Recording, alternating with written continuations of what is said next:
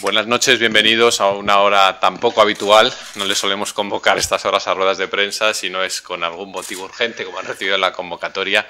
Ya lo sabían las previsiones informativas que les hemos enviado esta semana. Apenas 2 horas después de haber sido elegido un nuevo Papa, y con gran alegría comparece el secretario general, obispo auxiliar de Madrid, secretario general de la Conferencia Episcopal Española, Monseñor Martínez Camino.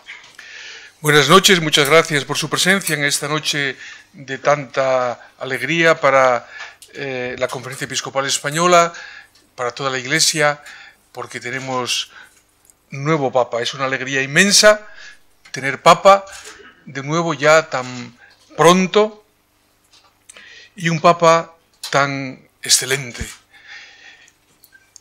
El señor cardenal presidente de la Conferencia Episcopal Española, el señor cardenal Rouco Varela, ya seguramente que ha tenido ocasión de expresarle al Santo Padre, en nombre de todos los obispos españoles, nuestra obediencia filial, nuestra disposición plena al trabajo de la evangelización, de la nueva evangelización, con Pedro y bajo Pedro.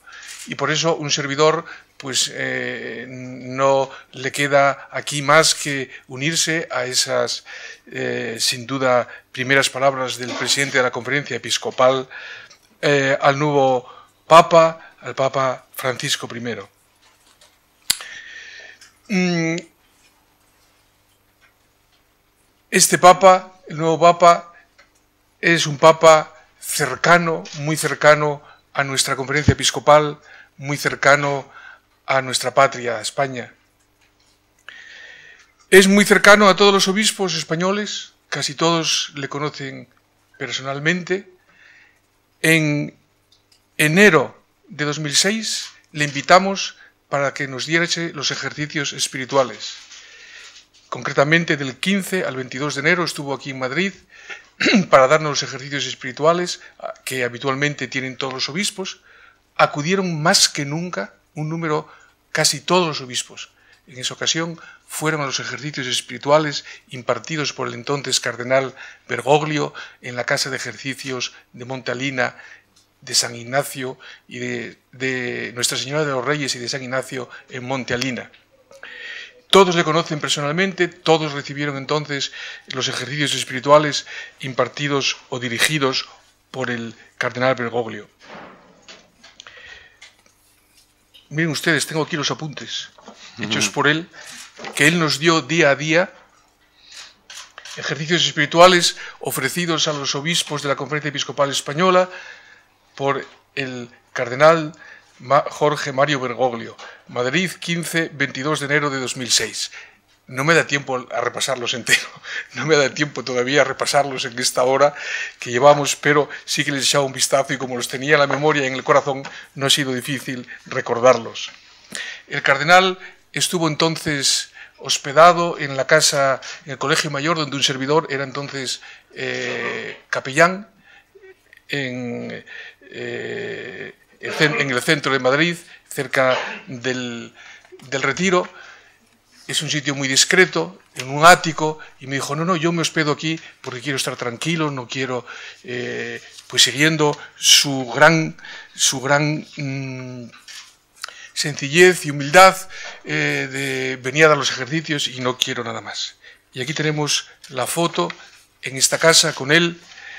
Está un servidor a su derecha, el vicesecretario, el secretario para Asuntos Generales entonces, don Eduardo García Parrilla, porque el vicesecretario actual lo que hizo fue ayudarle a preparar los apuntes y hacer los papeles, y nuestras secretarias.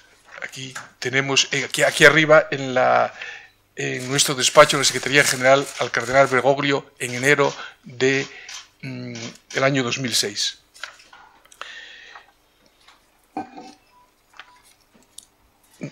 Esta foto, la verdad es que yo no me acordaba de ella y supongo que el Papa ahora pues que no se molestará porque mostremos esta foto, porque él vino absolutamente, pues casi quería pasar de incógnito. el perfil del nuevo Papa, yo no es el momento de que yo ahora lo trace o lo valore, es un poco pronto. Sí que puedo decir que es un perfil de un santo. De un santo.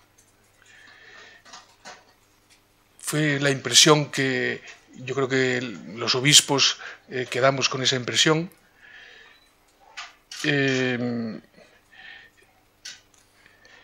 Bueno, yo entonces no era obispo. En el año 2006 un servidor no era obispo. Quedaron con esa impresión de... Porque 5 días seguidos con intervenciones por la mañana y por la tarde y pudiendo hablar con él, pues es una ocasión muy buena para conocerse las personas. Es el perfil de un santo y yo lo podría resumir, si ustedes me permiten, aunque de una manera muy, pues así, con trazos de primer momento, habrá que hacerlo con más precisión, pero ¿cómo comenzó los ejercicios? Con lo esencial, recurriendo a un pasaje central de los ejercicios de San Ignacio, que fue los que él nos dio, ejercicios de San Ignacio, como jesuita. Todos los que nos han dado ejercicios en estos años han sido jesuitas. Jesuitas de gran talla, como el cardenal Bergoglio. Y él entonces comenzó los ejercicios diciendo que, recordando el documento de la Asamblea Plenaria de la Conferencia Episcopal Española, que se titula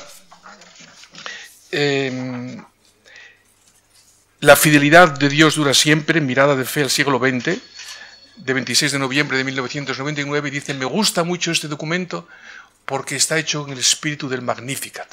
Aquel documento es un canto de alabanza a Dios por los dones de Dios del siglo XX, un canto de gratitud y de aliento para la esperanza.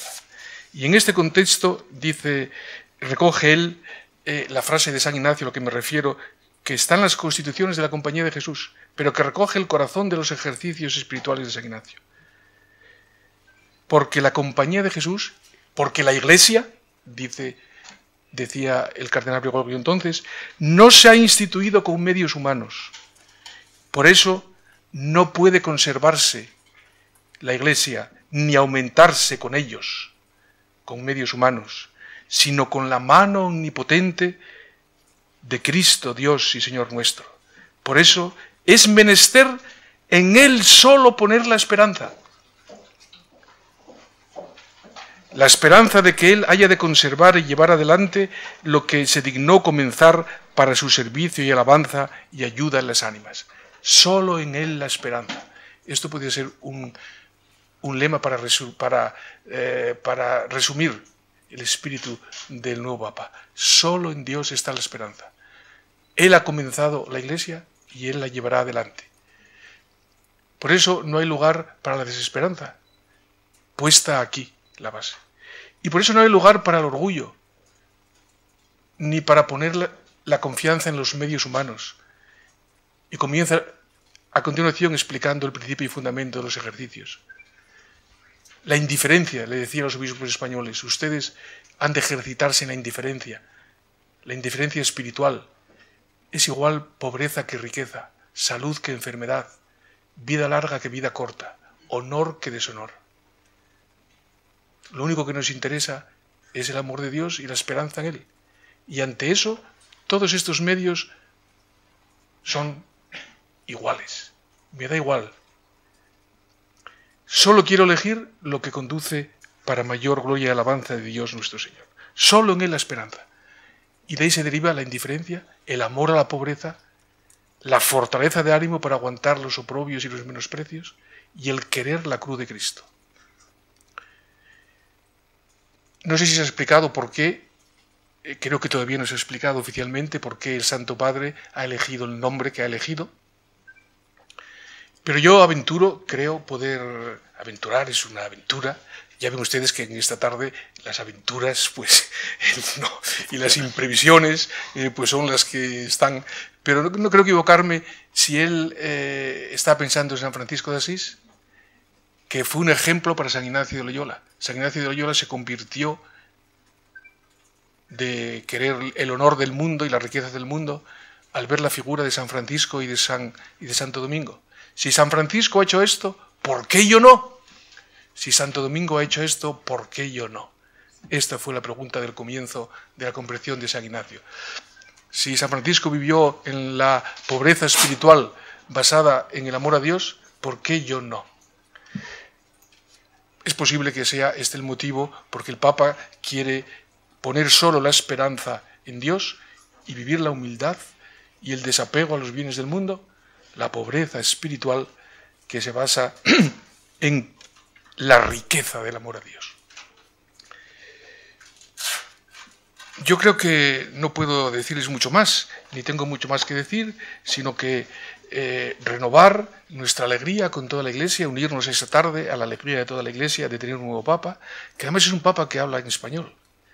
Ya se ha notado que casi dice buenas noches en vez de buena noche, y que por lo tanto nos conoce mucho, que ha estado en España muchas veces, que aparte de esta semana dando los ejercicios a los obispos, pues antes como estudiante jesuita estuvo haciendo la tercera aprobación en el terceronado de Alcalá de Henares, aquí al lado. El terceronado, la tercera aprobación es la tercera prueba que hacen los jóvenes jesuitas antes de ser admitidos a la profesión en la compañía. Es decir, a ser jesuitas de pleno derecho. Hay que hacer 3 pruebas. Una antes de entrar al noviciado, otra es el noviciado, es la segunda prueba, y la tercera prueba es después de haber acabado los estudios, después de haber sido ordenado sacerdote, en su caso, se hace una tercera prueba que es como el tercer noviciado. Y el cardenal Bergoglio estuvo aquí en Alcalá haciendo esta tercera aprobación en el año 70-71. Luego estuvo otras veces también por acá y por lo tanto es un papa muy cercano a nosotros. Por estos motivos que les he dicho antes, a todos los obispos españoles, a la cultura y el modo de pensar de España, por ser argentino y por ser jesuita, hijo de San Ignacio de Loyola, que en este sentido pues, tiene muy cerca la espiritualidad y el modo de ser del catolicismo español. A San Ignacio de Loyola le mencionó Benedicto XVI cuando vino a España, a Santiago de Compostela y a Barcelona, y le preguntaron por el catolicismo español y por España, por la Iglesia en España, y dijo que esta Iglesia que había dado la Iglesia en España que había dado el mundo a San Ignacio de Loyola, a Santa Teresa de Jesús, a San Juan de la Cruz, a San Juan de Ávila, había sido determinante en la configuración del catolicismo moderno en España. Pues el nuevo Papa conoce muy bien estas raíces del catolicismo moderno en los grandes santos españoles del siglo XVI y XVII. Muchas gracias por su presencia y por su atención. Tenemos unos minutos por si algunos de ustedes quieren formularle preguntas al obispo secretario. Comenzamos ya en 13 Televisión. Se presentan, por favor, dicen a qué medio pertenecen y formulan la pregunta con brevedad. Sí, buenas noches, monseñor, de 13 Televisión. Soy Francisco Mayoral, estamos en directo. Me gustaría que nos hiciera una valoración, no como portavoz de la Conferencia Episcopal Española, sino como jesuita, que es usted, y qué va a suponer este Papa jesuita de la Compañía de Jesús. Muchas gracias. Yo es que aquí estoy como portavoz de la Conferencia Episcopal y como jesuita no tengo ningún mandato para hacer ningún... Habrá que preguntárselo a los superiores de la Compañía de Jesús, cómo lo valoran.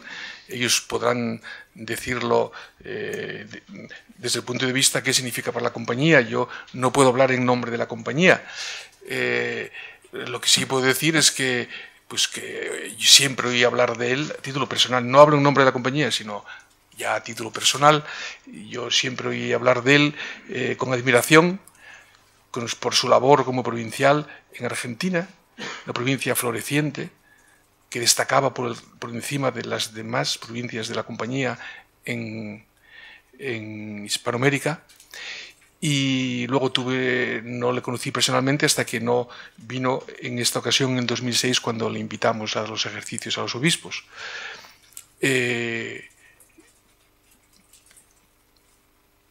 Es lo que le puedo decir personalmente. En nombre de la compañía yo no le puedo hablar.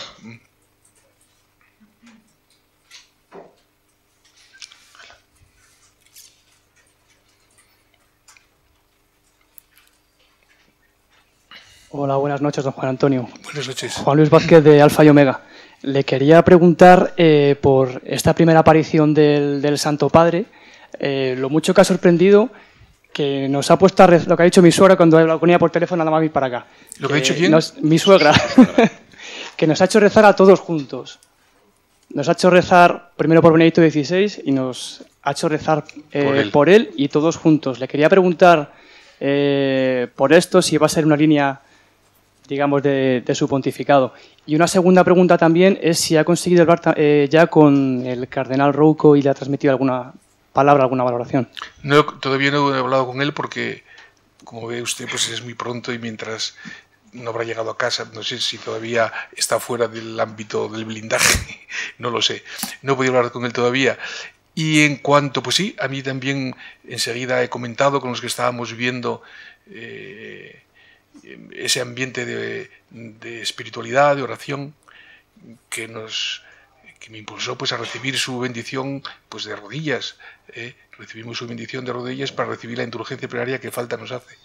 Y pues sí, yo creo que será lo que he dicho antes, es un papa con un perfil de santo.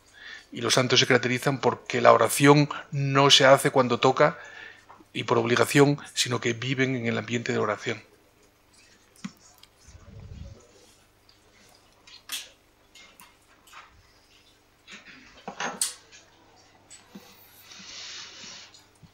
Buenas noches. José María Navalpotro, de Mundo Cristiano. Yo quería preguntarle, ya que pues ha estado predicando los ejercicios espirituales a la conferencia episcopal, si puede citar, bueno, pues un poco algunos gustos personales del propio de Francisco I y también pues autores espirituales, digamos, que a él le gustan más, es decir, algunos detalles un poco humanos, pues si le gusta el fútbol, en fin, ese tipo de cosas. Pues yo creo que eso no nos lo contó en los ejercicios, sus gustos personales, y de sus de autores espirituales, él ha escrito bastantes cosas sobre San Ignacio.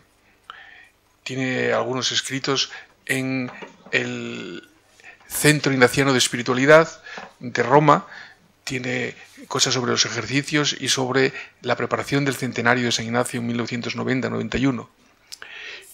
Sí que nos habló de Santa Teresita de Lisieux, algo también la mencionó, de San José, siempre terminaba con una oración a San José, siempre comenzaba con una oración a San José, que está próxima a su fiesta. Y de otros gustos personales, pues no lo sé, en este momento no le puedo decir.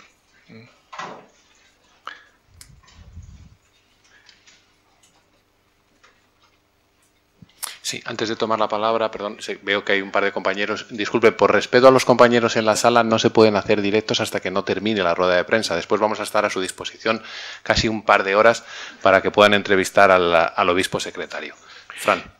Bueno, perdón, pero con la anterior también una devoción suya es de la Virgen. La Virgen siempre nos hablaba de la Virgen, pero con una devocación especial que es la Virgen que desata los nudos. La Virgen que desata los nudos. Hay una imagen de la Virgen deshaciendo los nudos en los que atan nuestros pecados. La Virgen que desata los nudos de la existencia humana. No sé exactamente cuál es la vocación, pero yo recuerdo, porque tengo una tarjeta, tengo, en fin, varios escritos de él, varias cartas y una estampa de estas dedicada por él. Buenas noches, Fran Otero, de la revista Vida Nueva. Este ha sido es ya el papa de muchas primeras cosas. Es el primer papa latinoamericano, el primer papa jesuita, el primer papa que se llama Francisco. Quería preguntarle si considera que va a ser también un papa con muchas sorpresas, que nos va a sorprender, que va a sorprender a la Iglesia y a todo el mundo.